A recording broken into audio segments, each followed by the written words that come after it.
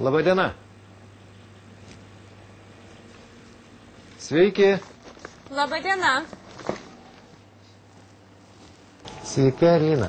Sveiki, seniai matėmės. Tai tu čia dabar dirbi pardavėją? Aš tik vasarą čia padirbėsiu, kol pas močiutę svečiuojasi. O jūs kokiu reikalu iš miesto atvykot? Redaktorius mane atsiuntė straipsnį rašyti apie seną šio kaimelio pirtį. Na, iš ties verta apie ją parašyti. O jūs seniūną pakalbinkit. Jis daug ką jums papasakos. Tai va, būtent pas jį ir vėluoju, bet į bėdą pakliuvau. Gal netyčia diktofonų juostelių turi? Ir užmaršus gijus. O juostelių tai čia tikrai nerasi.